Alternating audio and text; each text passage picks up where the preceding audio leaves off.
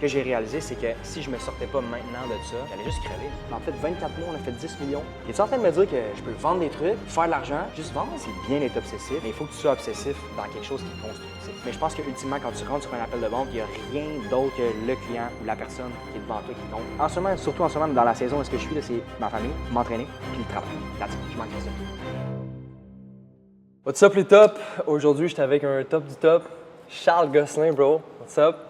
Fait que je sais pas si vous réalisez, mais je viens de faire environ 8 heures d'avion pour venir ici à Nice. 8000 km, big. 8000 km, on a un Québécois qui habite à Nice. Là, Damn right. il a pris le goût de la French Riviera. Fait que c'est bon en tabarouette, en passant. On est ici à tes bureaux. Ouais. On est aussi au bureau de Charles Gosselin. Guys, je pense que vous allez être... ils sont pas prêts. Je pense qu'ils sont pas prêts, man. C'est la première fois, en passant, je pense que tu fais un podcast de même. Exact. Une des premières fois. Le gars, ça fait 10 ans qu'il fait de la vente. Il a tout essayé, toutes les industries.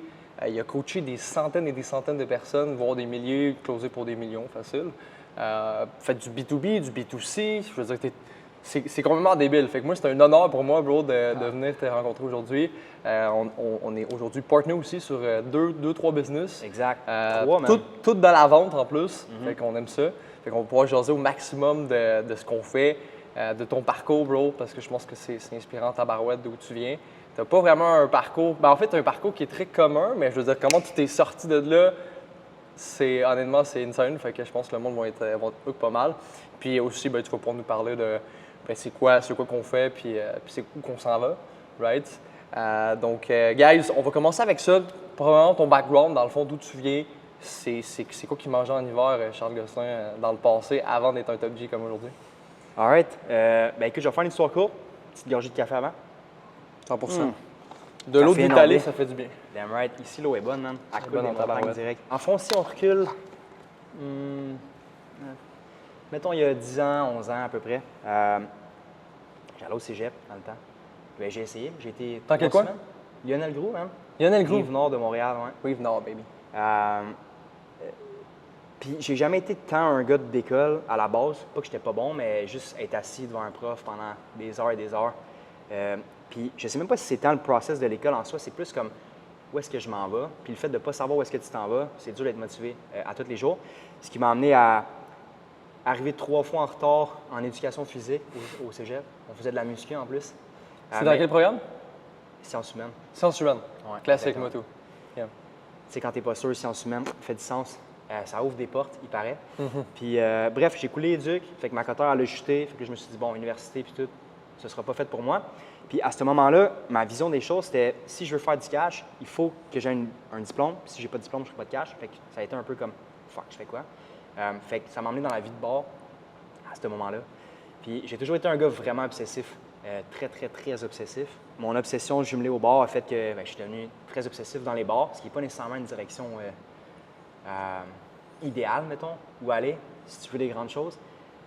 Quoi, il y a peut-être du cash à faire là-dedans, mais bref, pour moi, ça n'a vraiment pas été une bonne expérience. Bien, je sortais du lundi au lundi. C'est un univers de consommation, d'abus, puis juste overall, qui m'a pas permis d'accumuler ni skills, ni knowledge, ni fuck all. En gros, pour moi, ça a été pas mal ça. Puis j'ai hit rock bottom, je pense que c'est comme en 2015 à peu près. Puis à ce moment-là, ce que j'ai réalisé, c'est que si je me sortais pas maintenant de ça, j'allais juste crever, là, au final. Vraiment crever. Littéralement. Là. Ouais, vraiment mourir. Puis en regardant un peu ce que je faisais, tu sais, j'étais promoteur dans le temps, puis je regardais un peu, tu sais, j'amène des gens au bar, puis en échange, le bar, il me donne 5$. Fait que création de valeur, amener quelqu'un, échange 5$. Fait que je me suis dit, si je peux faire cet échange de valeur-là, qu'est-ce que je pourrais échanger pour générer plus de revenus, plus de valeur? Yeah. Ce qui m'a amené à découvrir la vente à ce moment-là. Fait que, première chose, j'ai été vendre des chars, comme I guess la majorité du monde qui découvre, qui veulent faire de la vente. Ils se disent, je vais aller vendre des chars, il paraît que c'est payant. Ce qui est quand même le cas, relativement. En 9 mois, j'ai fait 70 75 000. Sauf que je me suis assis derrière l'ordi, j'ai fait des maths. OK, 70, 9 mois, impôts. Si je veux être millionnaire, ça va prendre 20 ans, puis il faudrait que je dépense zéro. Fait que je me suis dit, bon, fuck être employé, c'est pas fait pour moi. Ce qui m'a amené à partir à Québec. J'ai pris mon char. Puis dans ce temps-là, je faisais beaucoup de développement personnel, puis ça disait, faut que tu sortes de ta zone de confort, sors de ta zone de confort. Puis j'ai toujours été sur la rive nord de Montréal. Yeah. Fait que je me suis dit, aller à Québec, why not? Fait que j'ai ouvert une compagnie de lavage de vitres, fait du porte-à-porte, trouver des clients, laver des fenêtres, vider des gouttières. J'ai fait ça pendant 8 mois. Puis ce que j'ai réalisé, c'est que je sais même pas ça, gros, laver des fenêtres. Moi, je veux vendre des trucs. Ça, je veux faire. C'est ça que j'aime. Parler au monde, changer, puis faire de la commission. Yep. Business que j'aurais peut-être pu scale, mais à long terme, gérer une business de lavage de vitres, c'était pas nécessairement ça que je me voyais faire, mettons, à long terme. Puis je me rappelle, Big, vers la fin de la saison, là, genre les feuilles d'un gouttière étaient gelées. Il commençait à être un peu tard. Puis comment ça marche dans le lavage de vitres, c'est que tu prends la majorité des contrats au début. Tu prends un dépôt, la majorité du contrat. Puis après ça, il reste comme un 10-15 à la fin quand tu fais les deuxième, troisième jobs de la saison. Fait que bref, j'étais pauvre. J'étais pauvre raide. Il me restait juste un Mazda 5 gris. J'avais pas assez d'argent pour l'assurer. Fait qu'il c'était mon char pour aller laver des fenêtres. Puis je me rappelle, que j'étais sur une de mes dernières jobs, dans la petite échelle 20 pieds de haut, en train de laver. Puis j'entends, il y a un char qui recule dans le Mazda 5, pas assuré, mon dernier actif. Encore une deuxième fois que j'ai eu l'impression que j'avais hit rock bottom, bro. En même temps, il y a un de mes chums qui m'a appelé de Montréal, il m'a dit « Hey, bro, je pense que c'est quoi, man? Ça pourrait être fait pour toi, gros. » Le fameux chum. Porte à porte, man. Nice. Porte à porte. Puis je sais pas pourquoi, mais pour moi, tu sais, il y a beaucoup de monde qui disent « Ah, le porte à porte, le cold call, puis tout. » C'est pas chill, genre. Mais moi, on dirait que c'est tout ça sexy. Ah ouais? À ce moment-là, ta première réaction, c'était « Let's fucking go, je le fais ». Let's fucking go. T'es-tu en train de me dire que je peux vendre des trucs, faire de l'argent, puis vendre un autre truc, puis faire de l'argent, puis vendre juste vendre? Quand j'ai compris ça, je me suis dit, let's fucking go, man. Je m'en vais là-dedans direct. Ce qui a été quand même le cas, puis ça a été une belle expérience porte-à-porte. J'ai fait ça pendant 5 ans, entre 2018 puis entre 2017, 2016, whatever, jusqu'au COVID. Yep. Ça m'a permis de bâtir des teams. 3 bureaux, un à Québec, un à Grande-Bay, un à Laval, 50 de gars. C'est pour ça qu'on t'appelle le roi des ponts? Exact. OK, c'est ça. Exact. Fait que beaucoup d'expérience. C'est pas une industrie qui est facile. Il y a beaucoup de monde qui rentre, qui sort. Fait que de faire de la rétention à travers ça, ça prend vraiment une culture puis du développement de soi. Puis, bref, rencontrer vraiment beaucoup de monde très, très, très sharp. Mais avec l'arrivée du COVID, ce qu'on a construit, grosso modo, c'est juste effondré du jour au lendemain. Pour moi, au début, je pensais qu'il y avait une invasion zombie puis tout, là. Je débuguais raide. Mais bref, tous les bureaux de pompe, c'était fini. Porte-à-porte, fini aussi. Fait qu'on a commencé par vendre des pompes au téléphone. OK. Ce qui était faisable, c'est la même chose, mais au téléphone. Puis avec le temps, ce qu'on a réalisé, c'est que, OK, les pompes, il y a un besoin, mais il y a du désinfectant, man. Il y en a encore plus besoin. Des masques aussi. Puis il y a comme eu un gros scarcity de tous ces trucs de COVID-là. Yep. Fait qu'on a commencé à appeler des IGA au début pour leur vendre des stands, là, ces affaires avec la petite pompe pour le purin. Ouais.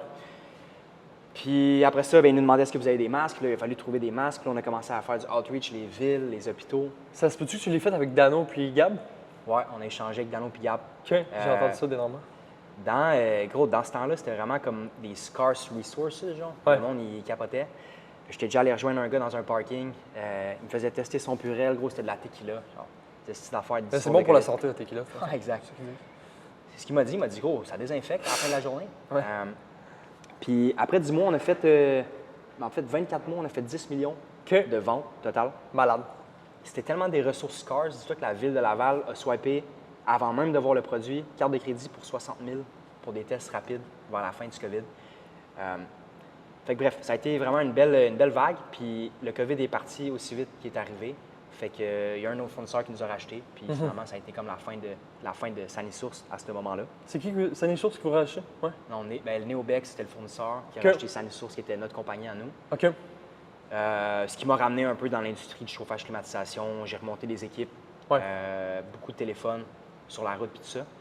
Puis ce que j'ai réalisé, parce que souvent j'allais avec les gars sur la route, là, dans le char, ensemble, puis on roulait pendant 2 heures de temps. C'était un vibe. Ouais, puis là, je me suis dit, gros, on a, mettons tu as 9 heures de temps dans ta journée que tu peux être devant des clients. Puis en ce moment, on passe 4-5 heures par jour dans un char, pas devant un client. Puis c'est là que je me suis posé la question, comment que je peux créer la valeur que j'ai réalisée initialement? Créer cette valeur-là, mais créer de la valeur qui a le plus de valeur, fait que l'échange de commission est le plus important. Mais après ça, comment je peux le faire le plus souvent possible? Répétition. C'était comme les trois critères que j'ai évalués. Puis c'est là que la vente à distance est arrivée un peu comme un... Une histoire d'amour un peu? Exact. Puis On peut comme, dire ça. comme juste une suite logique Ouais. des choses. Parce que le fait d'être à distance, ça élimine tout le parcours que tu as à faire entre chaque client. Tu sais, ce qui paye en vente, c'est d'échanger avec le client. Fait que si tu peux échanger avec le client pendant 9 heures de temps au lieu d'échanger pendant 3 heures puis de rouler pendant 6 heures, ça fait juste du sens. Exact. Souvent, le monde en la vente à distance, on pourra en jaser longtemps, là, mais ils pensent tout le temps que c'est genre, ce qui est nice, c'est la liberté géographique, tu travailles pour toi, tout ça. Mais ce qui est nice, c'est pas ça. Ce qui est nice, c'est que tu peux passer encore plus de temps dans ta zone de génie qui est la vente. Exact. Pas à remplir des papiers ou genre à faire fucking la route. C'est nice, moi tout, je l'ai vécu. C'est fucking nice, t'écoutes du beat, t'écoutes whatever, plein d'affaires, mais tu perds ton temps. Tu sais, fait que si tu veux vraiment performer. Tu perds ton temps. À la fin de la journée, gros, pouvoir travailler de n'importe où. Des fois, je me promène en pépette, là. Je regarde la mer d'un côté, le soleil, les palmiers, puis tout. Je me dis, Chris, que c'est un vibe pareil. Mais c'est sûr qu'initialement, comme, tu sais, souvent, tu as des saisons dans ta vie, genre. Dans ces saisons-là, il faut que tu prennes une décision. Fait que si ta décision à toi, c'est de te promener un peu partout dans le monde, puis de vivre parce que, genre, tu aimes ça voyager, puis tout ça, est-ce que c'est vraiment aligné à là où est-ce que tu veux aller? Puis ce que je réalise, c'est que si mon objectif est clair, bien, dans ma saison, il faut que je souffre. Il faut que je prenne la décision. Fait que c'est pour ça que, oui, j'habite à Nice, il fait toujours soleil, je me promène en pépette, mais la vraie réalité, je suis dans mon bureau 16 heures par jour. Genre. 100 C'est pour ça que je suis blanc de même. Tu pensais que j'allais être bronzé, mais non. Parce qu'on s'en tabarnaque de où tu travailles au final. La question, c'est est-ce que je maximise vraiment le temps que je travaille? Puis après ça, quand je travaille pas, fine, gros, je vais aller à la plage, je vais emmener mes kids, on va se faire du fun, puis tout ça. Mais règle générale, peu importe l'industrie ou genre le remote, puis tu peux travailler de n'importe où dans le monde, comme la vraie base, c'est qu'il faut que tu travailles, calissement fort si tu veux faire du cash. Puis c'est comme ça pour tout. Si je connais la vente, mais le remote puis la vente, gros, c'est deux mondes, on est d'accord? Complètement différent, ouais. Oui, parce que gros, tu es à distance. Tu sais, des fois, mettons dans la vente traditionnelle, comment tu serres la main de quelqu'un en Zoom, on s'en tabarnak, c'est plus comment tu rentres sur le Zoom, puis c'est quoi la posture que tu mets de l'avant. Exact. Fait que je pensais, là, quand j'ai commencé la formation au Roi des Pompes, je pensais que j'étais vraiment un bon boy de vente, mais en commençant à former le monde en remote, je me suis rendu compte que je connaissais rien. Ce qui m'a amené, gros, à écouter. J'écoutais. Ici, c'est cool parce qu'avec le décalage horaire, j'ai plein de temps, mais 6 à 7 heures, Jeremy Miner, Cole Gordon, Alex Hormozy, gros, je me collais ça dans le cerveau. Puis après ça, je le mettais en pratique. Et après ça, je coachais le monde avec Hackman. Puis c'est un peu ça, man. Je sais même pas pourquoi je parle de ça, mais... Non, 100%, mais écoute, ce qui est malade, c'est que c'est ça, c'est... Toi, ça fait quoi, environ 2 ans que tu as parti ça? Dans le remote? 1 an et demi? Ouais, non, 1 an. Un an. C'est passé vite en tabarouette, là. Je sais pas, je check pas le temps. Puis, c'est ça faisait quoi? Déjà 9 ans que tu étais en vente, tu avais énormément de background dans tous les domaines B2C, B2B, puis ça t'a quand même pris, genre, t'as quand même pris une débarque en débarquant sur le remote parce que tu as vu que, genre, que, c'est ça, c'était pas du closing, genre, tu sais, en porte-à-porte, où, genre, c'est beaucoup axé sur l'émotionnel. C'était beaucoup plus du logique, mais mélangé avec du coaching parce que tu dois aider la personne à prendre une bonne décision, si on peut les deux. Fait que c'était quand même vraiment un processus qui est différent. Puis souvent, le monde, tu sais, qui font du porte-à-porte, qui sont dans les industries d'assurance, char, ils prennent tous des débarques comme moi aussi. Quand on commence, ça prend pas énormément longtemps parce qu'au final, de la vente, c'est de la vente. On est d'accord. C'est de la psychologie humaine, mais c'est quand même un petit switch à faire, tu sais. Tu sais, dans le fond, avec les gars, dans le temps, on disait que je faisais du report close, là, du closing en rapport, parce que, ultimement, tout ce que je faisais, gros, c'est aller chez le monde. Puis, tu sais, mettons, on leur disait des affaires comme comment ça marche la bière ici? Puis là, ils m'emmenaient des bières, puis on buvait, puis avec les clients, genre. Fait que je bâtis une relation pendant 1h30, puis en même temps, dans ce 1h30 de temps-là que je suis chez toi, ben je trouve le problème, la solution, je l'assume, je l'amène jusqu'à la fin, puis à la fin, c'est un deal, assurément. Puis le remote, l'aspect de... Bon, la bière, c'est plus compliqué, là. Mais l'aspect de rapport, genre, puis de vraiment réellement s'intéresser à la personne, ça, je pense que c'est un des aspects les plus importants. Fait que la relation que tu bâtis avec la personne, pour moi, ça a été une des affaires que j'ai appris dans les 10 dernières années qui m'a servi. Mais après ça, toutes les différentes tactiques c'est totalement différent. Yeah. Écoutant Grant Cardone qui dit, genre, c'est bien d'être obsessif, mais il faut que tu sois obsessif dans quelque chose qui est constructif. Yeah. Puis c'est un peu ça le switch que j'ai fait. Genre, mon obsession à sortir, rencontrer des filles, consommer, je l'ai juste pris exactement la même style d'énergie obsessive, puis je l'ai mis dans quelque chose qui était productif à la place, qui me générait des revenus, qui me permettait de grandir. Mais ultimement, c'est la même énergie, genre, c'est la même exacte chose. C'est juste de la funnel au bon endroit. Puis tu sais, souvent, quand tu consommes, ben c'est un cercle vicieux parce que tu consommes, tu te sens pas bien, tu te réveilles le lendemain, tu es un asti de marde, tu n'avances pas dans la vie. Fait que qu'est-ce que tu fais? Tu consommes plus, puis plus, puis plus, puis plus, puis plus. C'est juste un cercle, mais c'est la même chose du côté, genre, du bon bord. Parce que plus tu es obsessif, plus tu fais du cash, plus plus tu fais du cash, plus tu peux réinvestir, plus, genre, dans le fond, tu te sens accompli, tu fais grandir les autres autour de toi. Fait que c'est le même principe, c'est deux cercles qui tournent. C'est juste qu'il y en a un qui te fait grandir, puis il y en a un qui te rend un esti de déchet. Puis j'ai 2 questions pour toi. La première, c'est comment tu as fait, bro, pour sortir de cette style de roue-là négative? Parce qu'il y en a tellement qui sont pognés dans cette roue-là en ce moment de consommer alcool, drogue. Puis en plus, le monde, là, ils se convainquent eux-mêmes que c'est bon pour eux. T'sais, ils sont comme moi, je fume du weed pour être plus créatif. Ouais. Comment tu as fait pour sortir de cette roue-là qui est malsaine, on va dire? Gros, honnêtement, c'est juste, il y a une question qu'il faut se poser, puis c'est est-ce que tu sens que tu vaux plus que là où est-ce que tu es en ce moment? Puis, tu sais, dans le temps, gros, j'étais tout le temps chaud, genre, tout le temps. Puis je disais toujours au monde, parce qu'à un moment donné, tu viens de chaud puis tu dis juste n'importe quoi, mais je disais tout le temps au monde, gros, je vais avoir un jet, man, je vais avoir un jet. Ceux qui sortaient avec moi dans le temps, je sais que vous savez que c'est vrai. Fait que je disais tout le temps ça, puis au fond de mon cerveau, je savais que je voulais beaucoup, que je voulais de l'abondance, que je voulais, tu sais, que le monde autour de moi soit bien, puis comme être un provider de façon générale. Puis c'est juste le jour où j'ai réalisé que la direction où tu t'en vas, puis ce que tu veux vraiment, c'est comme ça, gros. Fait que tu n'as pas le choix, à un moment donné, de couper, puis d'aller dans la vraie direction que tu veux vraiment au fond de ton cœur. Puis la preuve, c'est que tu le dis quand tu es complètement chaud. Fait que ça a été un peu ça le déclic, quand j'ai réalisé que je ne ferai jamais ce que je veux vraiment si je continue dans cette voie-là. Ouais. Puis c'est sûr que c'est dur. Il y a eu des up and down dans les 10 dernières années, mais à la fin de la journée, c'est juste maintenant, quand je me couche le soir, la question que je me pose, c'est est-ce que j'avance réellement dans la direction où est-ce que je veux aller? Puis si je consomme, bien, je me poserai juste pas la question parce que je vais wiper dans mon lit. Fait que je consomme pas. Là, aujourd'hui, père de famille, 2 beaux enfants 2 avec kids. ta femme, Ouais. qui était au Québec, justement, d'ailleurs, puis là, vous êtes arrivé à Nice. Mais puis maintenant, l'autre question que j'ai pour toi, tu sais, c'est comme, ça, c'est un autre univers, mais tu sais, dans la vente, là, il y a aussi du monde qui prend de la drogue, right? Dans la business en général, coke, tu sais, des drogues de performance. On le voit dans le film de Wolf of Wall Street, ils se popent des Quello, besties, comme des bonbons. Fait que c'est quoi ton avis par rapport à ça, aux drogues de performance, que ce soit aussi au niveau bodybuilding, tout ça, mais aussi au niveau vente, tu sais, le monde qui prenne de la drogue pour pouvoir performer. Je suis curieux d'entendre ton C'est avis. une excellente question, Big. Honnêtement, mettons, je suis vraiment un gars, comment je peux dire ça? Genre, je m'en tabarnaque de ce que tout le monde fait. Ça, c'est la première des choses. Fait que si tu sens le besoin de consommer dans ta vie, je m'en crisse, genre.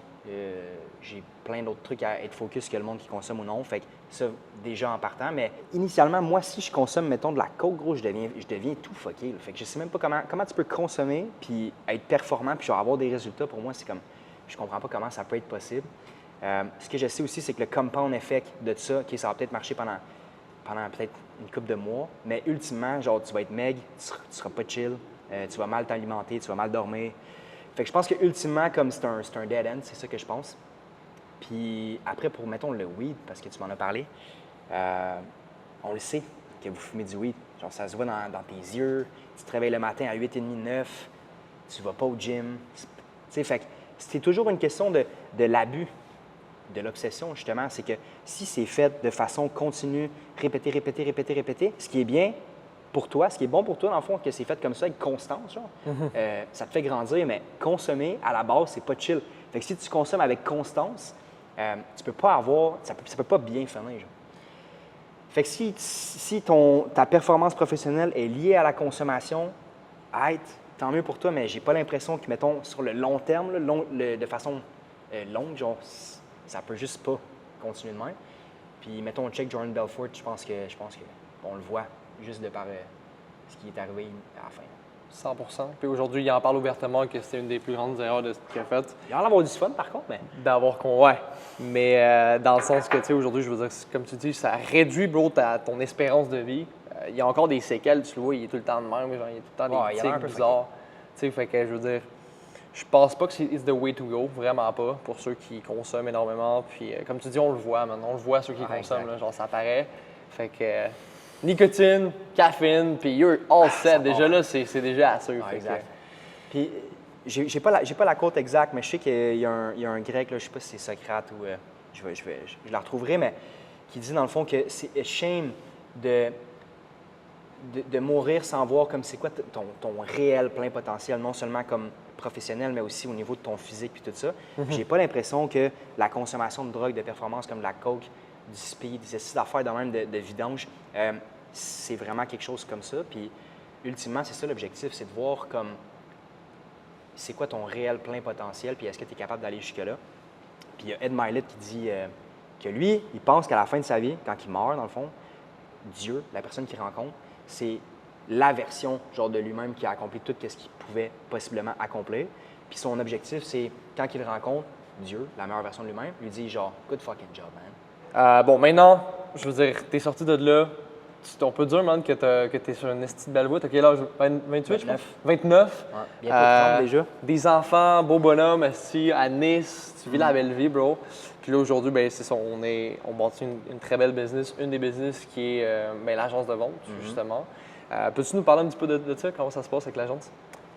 Écoute, je peux continuer l'histoire. Est-ce qu'on l'avait laissé? Yeah. Ackman qui me dit « Hey, coach ». Shout-out Ackman puis Olivier Coulombe Damn de fucking Lindor, right. by the way. Bisous les boys. Fait que, ultimement, Ackman, il m'appelle, il me dit « Hey, bro, coach, aide-moi à coacher un peu le monde, 1 ou 2 fois semaine. » Fait que là, j'étais comme « Hey, gros, je vais avoir du fun. Moi, j'aime ça coacher le monde. Puis dire de la sauce pendant 1h30 sur Zoom, il n'y a rien que j'aime plus que ça. » Puis, ce que j'ai réalisé, c'est que j'aimais le monde, j'aimais le remote, parce que ça joignait comme, tu sais, on en parlait initialement comme comment je peux réduire la distance pour chaque client. Puis le remote, c'est ça que ça fait. Je pense que c'est le plus beau véhicule possible pour des vendeurs parce que tu es exposé à des clients 24 sur 24 si ça te tente. C'est vrai que tu es libre de vivre où tu veux, quand tu veux. Puis je pense aussi que c'est une industrie qui suit le futur. J'ai vraiment l'impression que plus les années vont passer, plus les échanges vont devenir, tu sais, c'est déjà internationalisé là, pas mal, là, tout le monde sur la planète, mais je pense que ça va encore plus se développer avec la crypto et tout ça, que les échanges vont se faire de façon plus mondiale. Puis je pense que la vente en Zoom comme skill, mettons, avec les années qui s'en viennent, puis la transformation des industries, c'est l'avenir. Puis je pense que l'agence de vente a fait partie de ces racines-là de la suite des choses. Après, je pense que le plus gros défi, mettons, pour les gars et les filles dans l'agence de vente, c'est le fait que dans tous les jobs conventionnels, habituellement, tu es habitué que tu aies un boss en arrière de toi qui te dit « fais ça, fais ça, fais ça, fais ça, fais ça, fais ça ». Mais en remote, il n'y a pas ça. C'est you versus you. Puis il y a ton lit là, il y a ton, pas moi là, mais je sais qu'eux autres, il y a leur lit à côté, Instagram, pas loin, les réels, puis tout. Fait que tu as de la tentation en masse. Puis je checkais un peu, mettons cet été, vendredi soir, 6h30, tu as un Zoom genre avec un client, puis tu as tes chums qui t'écrivent parce qu'ils veulent aller boire un petit spritz sur la terrasse. Fait que tu es constamment comme, tu fais face un peu à ces tentations-là. Puis je pense que le skill le plus important en remote, c'est d'être en mesure de se discipliner soi-même. Un des aspects aussi par rapport à l'agence de vente versus toutes les autres teams que j'ai coachés, c'est que, tu sais, si je veux coacher un gars sur un rendez-vous en personne ou qui vend un char ou whatever, il faut que j'aille m'asseoir avec lui, genre. Mais en Zoom, ce qui est fou, c'est que tu peux record, right? Fait que au niveau du coaching puis du retour sur ce que tu fais puis l'avancement possible, autant tu peux rencontrer infini clients, mais tu peux aussi coacher de façon infinie parce que tout est enregistré. Fait que tu as du feedback constant. Fait que je pense que l'agence, c'est un tabarnak de bons véhicules pour les vendeurs. Mais je pense que ça vient avec, comme n'importe quoi, ces défis, les trucs qui sont un peu moins cool. Ouais. Mais je pense qu'ultimement, si quelqu'un veut grandir en vente puis quelqu'un veut avoir une opportunité réelle de faire des revenus, ça merge les deux. Puis on a des bons résultats, right? Dans l'agence, on a du monde qui change leur vie, qui ont des résultats complètement insane. On peut nommer les noms, mettons Paco, Backdash. Il y a beaucoup de gens en ce moment qui réussissent bien. C'est quoi, selon toi, les critères, les choses qui font en sorte que quelqu'un veut vraiment performer avec nous, qui va vraiment avoir du succès, qui va vraiment faire des bons chiffres? Selon toi, c'est quoi les critères? Je pense que la première chose, c'est discipline, ça, c'est sûr et certain. Puis, tu sais, tu as toujours l'aspect comme motivation, mais la discipline, c'est plus fort que la motivation. La comparaison que j'aime faire un peu, c'est que la motivation, c'est comme un fruit pie, genre. Fait que je peux te rencontrer le matin, big, te dropper 2-3 bombes dans ton cerveau, puis tu fais comme, c'est un vibe, ou tu vas sur Instagram, tu checkes un peu de réel, puis là, tu te sens que tu es motivé. Mais cette motivation-là, elle brûle. Ouais. Puis au fil du temps, elle s'éteint. Mais la discipline, elle fait juste constamment continuer, puis c'est ça qui crée la constance. Fait que d'être capable d'être discipliné, puis je pense que c'est de façon générale dans la vie, mais je pense que dans l'agence de vente puis dans le remote, si tu es capable d'être discipliné puis d'être constant, parce que la discipline amène la constance, je pense que ça, c'est vraiment le point numéro 1. Après ça, deuxième chose, une fois que tu es discipliné, Je pense que c'est le fait de chercher à se développer après, parce que c'est une nouvelle industrie. Souvent, les compagnies de coaching sont, tu sais, c'est pas des business qui ont 15 ans. Fait que je pense que le fait d'être coachable, puis de ne pas d'avoir plein d'ego, surtout si tu as de l'expérience en vente, tu sais, je rentre sur des coachings de vente, gros, je m'en tabarnak, là. Même si c'est un nouveau, là, un jeune vendeur, gros, je prends des notes. Parce qu'il dit des trucs qui vont m'aider, moi. Fait que je pense que de mettre son ego de côté puis de pas se dire moi, je suis ci, je suis ça, je suis cool. Moi, j'ai été FNI, moi, j'ai vendu des chars. Genre, tout ça, mets ça de côté puis d'être coachable. Je pense que c'est vraiment la deuxième qualité. Sois discipliné. Puis ça, là, je ne vais pas te couper, mais avec ce que tu viens de dire, c'est la raison pourquoi tu es rendu où tu es aujourd'hui. C'est une des raisons parce que tu as continué à être fucking coachable malgré tout ce que tu as accompli, bro. Puis c'est ça que le problème du monde, ils sont pas capables de mettre leur écho de côté. Ça fait 2 ans qu'ils sont en vente, ils font 10 cas par mois en vente des chars, puis ils se promènent de même. Comme... Je sais même pas comment dans ta vie tu peux te dire genre j'ai plus besoin. C'est fou. C'est un process continu de grandir, gros. Puis je pense que chaque humain comme vient d'un chemin différent, mais à travers ce chemin-là, il a appris des trucs que moi j'ai pas. Puis si je suis capable de condenser tout le temps que lui a appris, même s'il a 18 ans, gros. Peut-être que ça fait 3 ans qu'il apprend, gros, ou 1 an, ou 6 mois. Il y a 6 mois là qui peut me donner genre d'une shot. Puis, des fois, c'est juste des petits détails. Mais mettre l'ego de côté, être coachable, c'est point numéro 2. 100%. Fait que aujourd'hui, ben, c'est ça, du monde un petit peu partout. Selon toi, ça serait comment que tu l'expliquerais, mettons, l'industrie du monde des formations, des services en ligne, dans tes mots, ça serait quoi, mettons, pour quelqu'un qui connaît un peu moins ça, puis que ça fait longtemps qu'il est dans la vente, mais il ne sait pas encore c'est quoi, genre, puis comment ça fonctionne? Je pense qu'on arrive à un moment, parce que tu sais, des fois, je vais au Québec. La dernière fois que j'ai été, je pense que c'était au mois de mai. Puis là, j'ai été faire l'épicerie. Puis bon, c'est complètement fucké. On va dire la vraie vérité. Puis mettons, je pense à des familles de 4. Comme le prix des trucs a juste vraiment augmenté, mais le salaire n'a pas suivi de la majorité des gens. Fait que ce qu'on sait, c'est que le monde n'a pas de cash. Ça, on le sait. Puis la raison pourquoi les gens n'ont pas de cash, oui, c'est l'inflation, oui, c'est tous ces trucs-là, mais je pense que principalement, c'est au niveau de la valeur qui est apportée par eux sur le marché du travail. Fait que je pense que c'est juste normal, si tu veux générer plus de revenus, ce qui est probablement le cas parce qu'en ce moment, avec l'économie, si tu ne fais pas plus de revenus, tu es littéralement pauvre. Je pense que c'est juste normal d'apprendre un nouveau skill pour augmenter la valeur que tu es capable d'emmener sur le marché. Puis pour moi, c'est ça, mettons, la formation en ligne. C'est le fait de trouver la bonne personne qui va t'apprendre une chose que tu sais qui t'intéresse, mettons, puis que tu sais aussi qu'il va avoir un impact positif sur ta rentrée d'argent. Fait que ça, pour moi, c'est, mettons, le monde de la formation en ligne. Puis après ça, qu'est-ce que c'est le remote? Bien, le remote, c'est d'aider du monde à comprendre que, hey, buddy, tu as un diplôme, ça fait 15 ans que tu fais la même affaire, mais oh, fuck, le coût de la vie a augmenté, fait que maintenant, ton 15 ans, il n'est plus assez, puis tu as arrêté d'apprendre depuis 15 ans. Fait que tu es capable d'apprendre un nouveau skill qui va te prendre, mettons, 1, 2, 3, 4, 5 heures de plus par semaine, mais qui va t'aider à générer 20-30% plus par mois. Fait que pour moi, c'est ça, le remote, c'est d'aider des gens à aller vers le coaching en ligne qui est de toute façon obligatoire parce que si tu ne fais pas plus que ce que tu fais en ce moment, c'est sûr que ta vie n'est pas chill.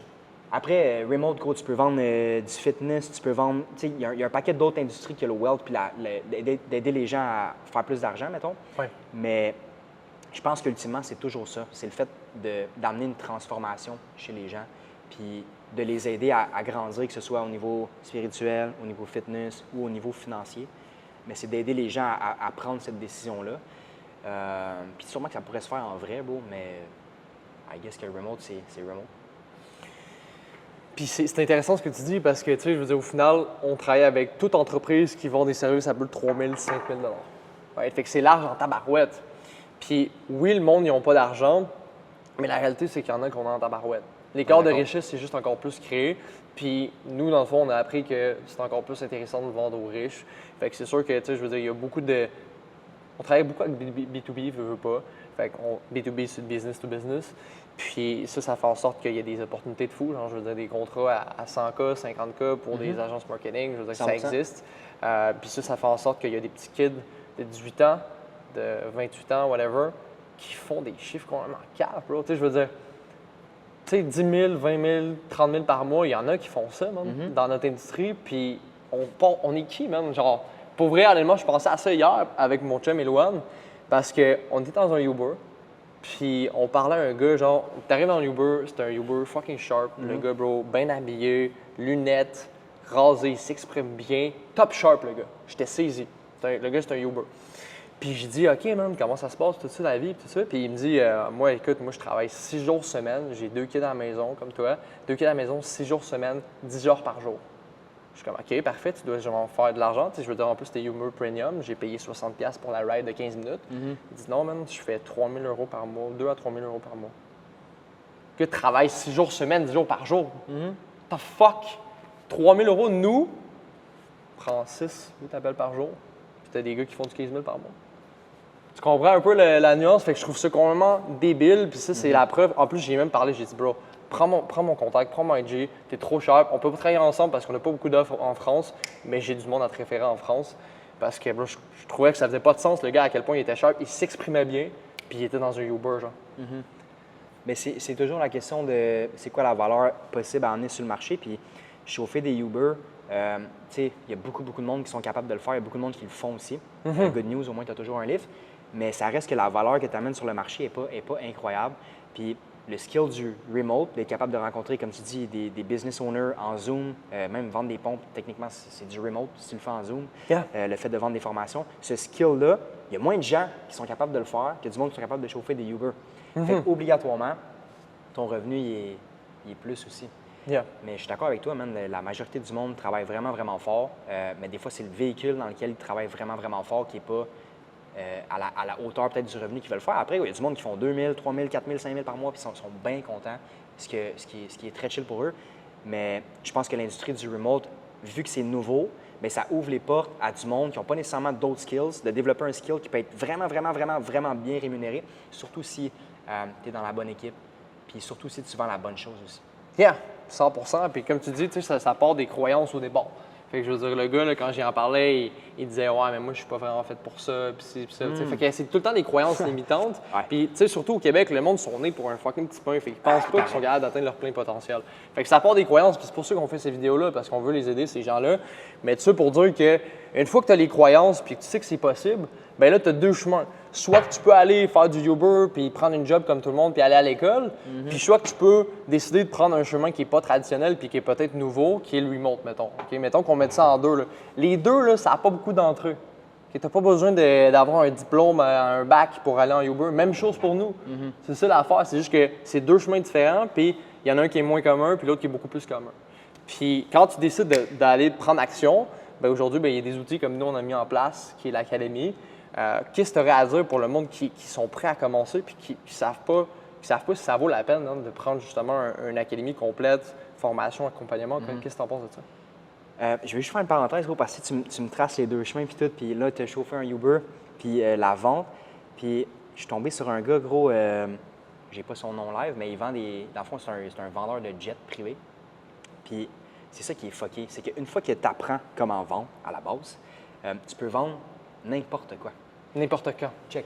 Peu importe l'économie. Qu'est-ce qu'il y a ici, ça a été vendu. Au complet. Ça a été vendu, ton T-shirt, tout est vendu. Tout est vendu tout le temps, dans le fond. C'est ça, la vie, c'est la vente.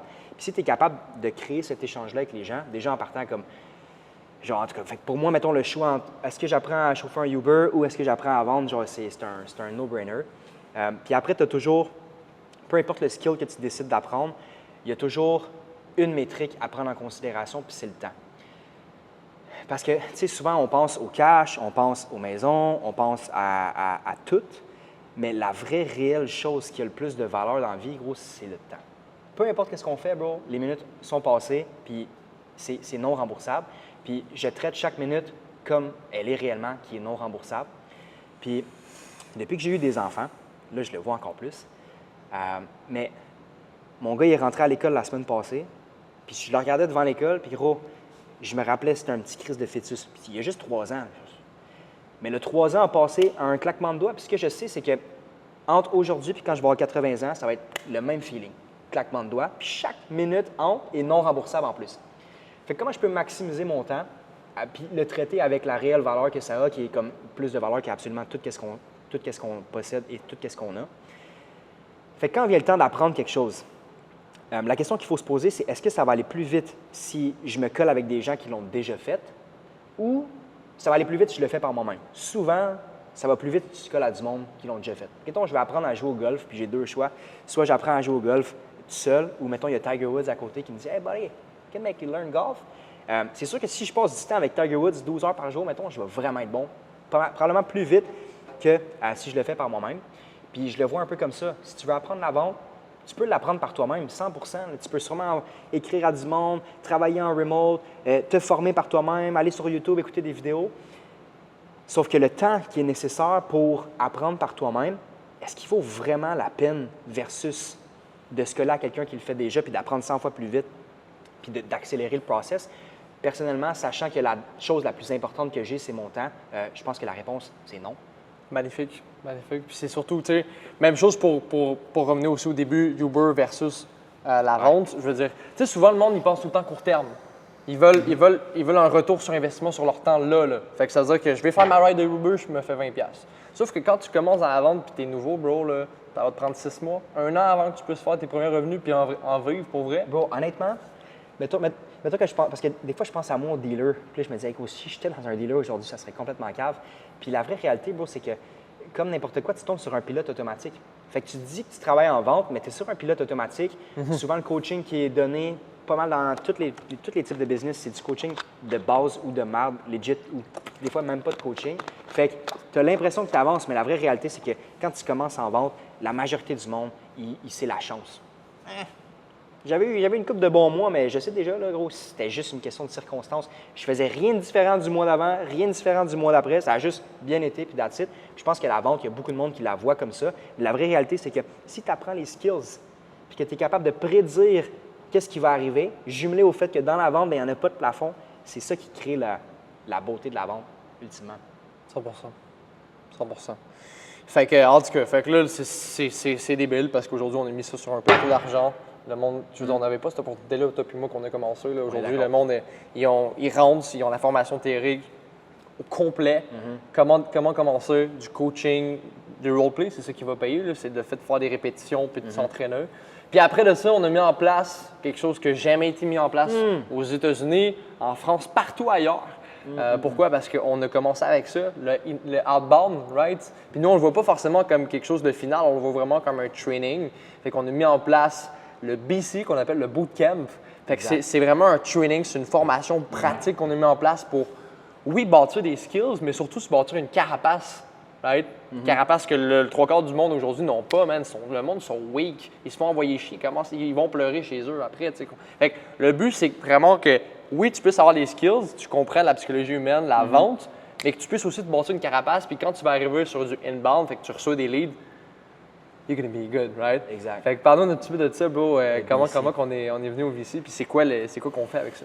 Je sais pas exactement dans quel meeting on s'est dit que ça serait une bonne idée, mais c'est un tabarnak de bonne idée. Puis, en gros, le BC, c'est le... Tu sais, parce que tu as l'académie, que tu apprends tout, puis tu fais du roleplay, qui est incroyable, on est d'accord, mais faire du roleplay puis faire la vraie vente, c'est quand même deux mondes complètement à part, right? De un, parce qu'il y en a un des deux qui paye, puis de deux, parce qu'il y en a un des deux qui te fait envoyer chier, puis l'autre non. Fait que je pense que le BC, c'est juste la suite logique de l'académie, parce que ça permet aux gens de mettre de l'avant leurs skills, de continuer à se faire coacher, mais aussi de se faire payer en échange des efforts qu'ils vont mettre. Puis c'est ça le but de la vente aussi, c'est que tu échanges de la valeur contre de la valeur. Fait que, en gros, le BC, c'est quoi? C'est un boiler room où est-ce qu'il n'y a pas nécessairement de règles claires. Parce qu'il y a beaucoup de gens qui font l'académie qui ne sont pas sûrs. Est-ce que je vais être full-time? Est-ce que je vais être part-time? Est-ce que je veux vraiment faire ça de ma vie? Mais là, j'ai des affaires à payer. Comment je peux être sûr que ça va fonctionner? Toutes les limiting beliefs qu'on va appeler, puis les craintes des gens de jump in à 100 Fait que le BC, c'est de donner l'opportunité à des gens qui ne sont pas sûrs maintenant, qui veulent faire le switch, de pratiquer leurs skills, puis de le pratiquer en même temps d'être commissionné pour pratiquer leurs skills. Fait que c'est du outbound, première des choses, du outbound, du cold call. Est-ce que tu veux savoir c'est quoi la différence entre du cold call puis du inbound? Bien, c'est littéralement, là, je sais que peut-être la vie diverge là-dessus, mais c'est 30 secondes. Bien. Quand le gars il me dit « OK, je t'écoute », c'est du inbound. Voilà. That's it. C'est tout. Fait que, puis en plus, la bonne nouvelle, c'est que c'est moi qui fais les scripts du BC, right? Fait que genre, comment on fait pour amener quelqu'un à nous dire, OK, cool, je t'écoute le plus rapidement possible? Ça, c'est des stratégies qu'on pourra peut-être parler ensemble ou une autre fois, si vous êtes dans le BC. Mais le but, c'est ça. C'est d'être capable de traverser ton inconfort, de faire du cold call, parce qu'il paraît que c'est l'estimement de faire du cold call, mais si tu fais des choses que tu n'as pas envie de faire, numéro un, c'est sûr et certain que tu vas grandir. On est d'accord?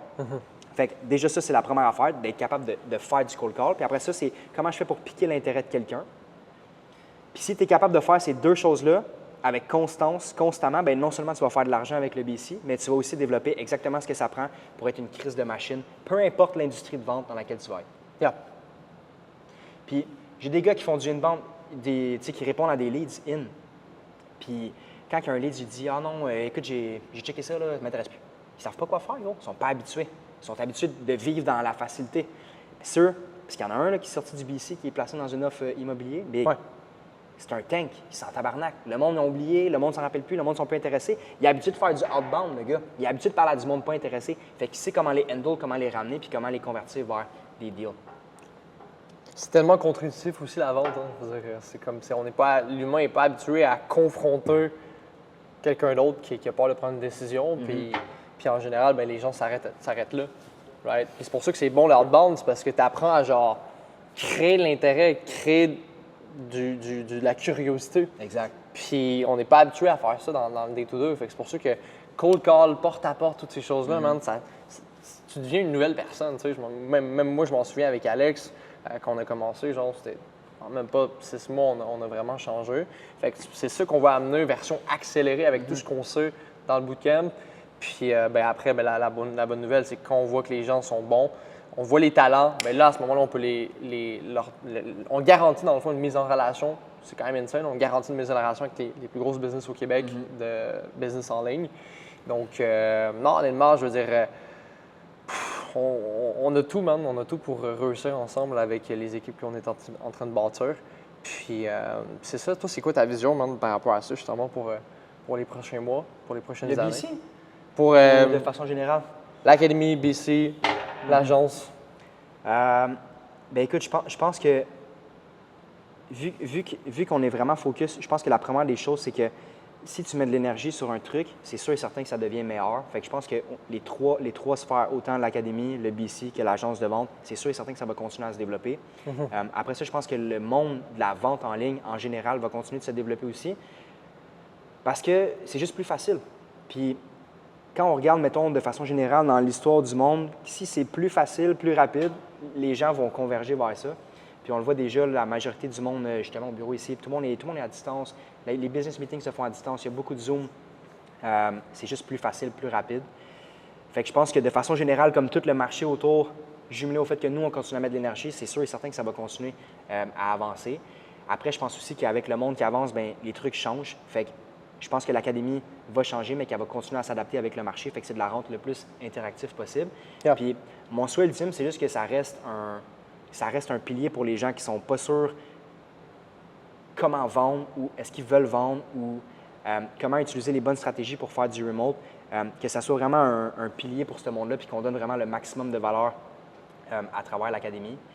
Puis au niveau du BC, mon but, mettons que je ne suis même pas si loin que ça, là, mais je pense qu'à la fin de l'année, vraiment, mon objectif ultime, c'est que quand tu rentres dans le BC, il y a l'opportunité de vendre absolument n'importe quoi. Genre.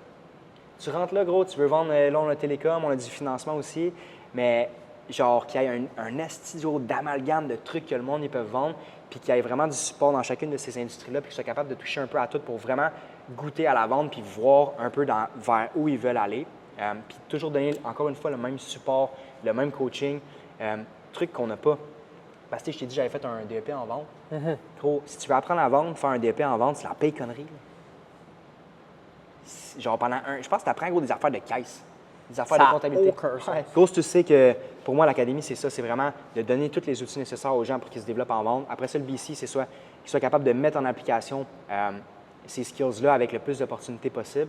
Puis après ça, l'agence de vente, c'est toujours une question de développer les meilleurs processus, les meilleures stratégies, d'avoir la meilleure organisation possible pour que peu importe quel entrepreneur dans la vie, genre s'il fait affaire avec l'agence de vente, c'est juste un no-brainer. Non, je pense que c'est débile. Puis justement, avec la technologie qui s'en vient, dans le futur. On le voit déjà aujourd'hui, c'est pour ça qu'on t'appelle des fois ChatGPT.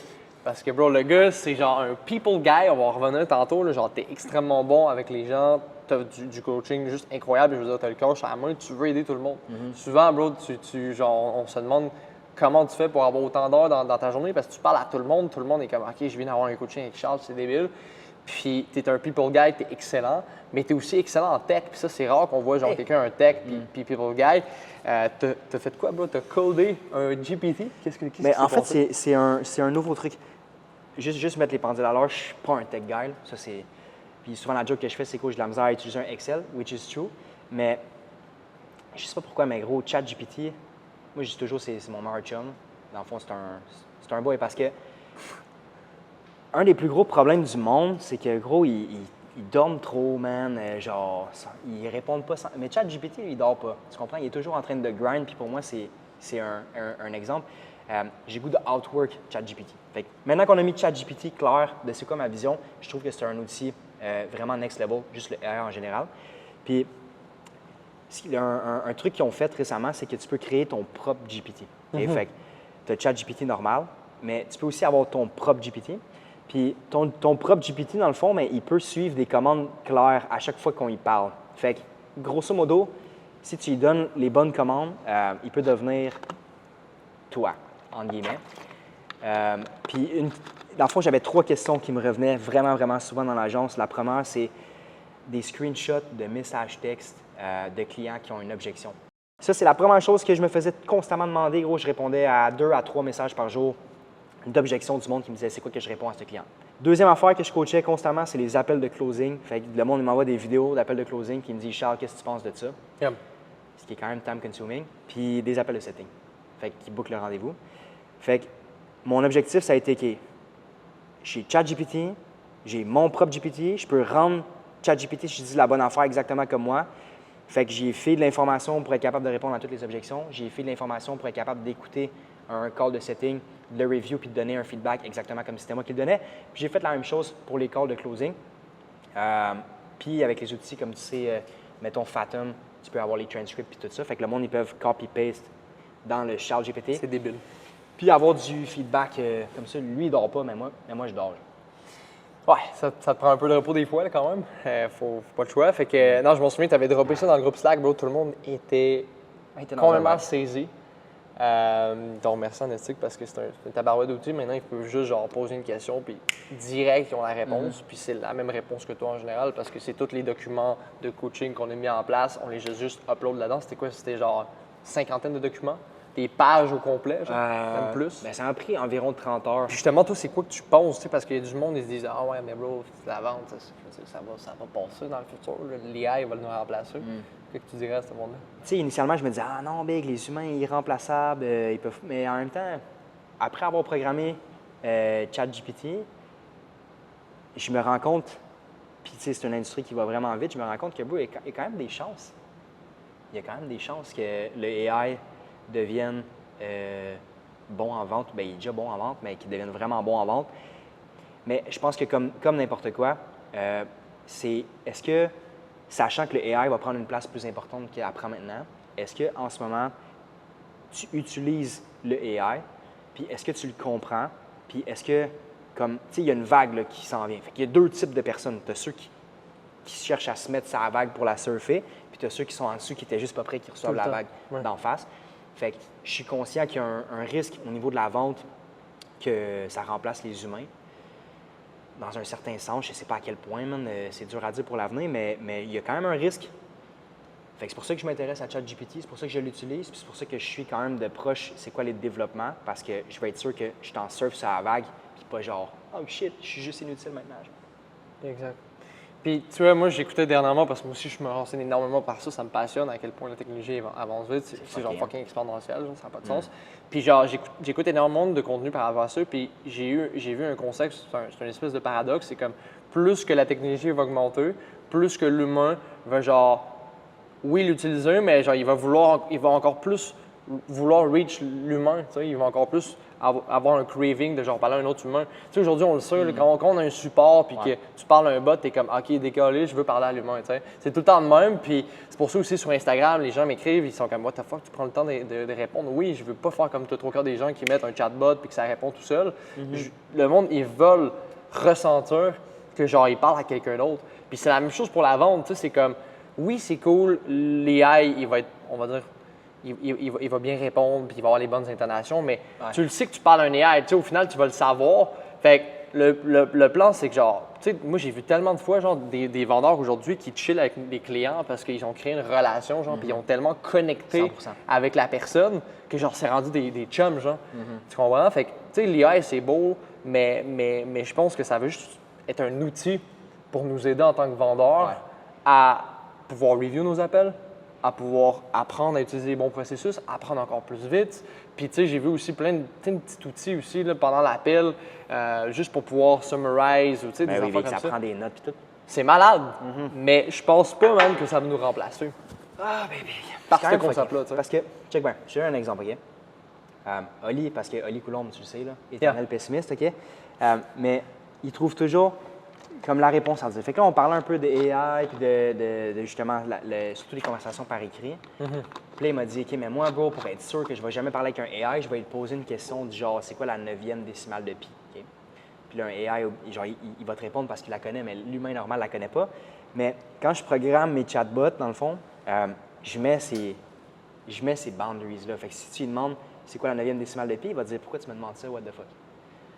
Fait que j'ai juste l'impression qu'il y a tellement de métriques aussi à prendre en considération qu'avec le temps, je pense que ça va devenir de plus en plus fucké.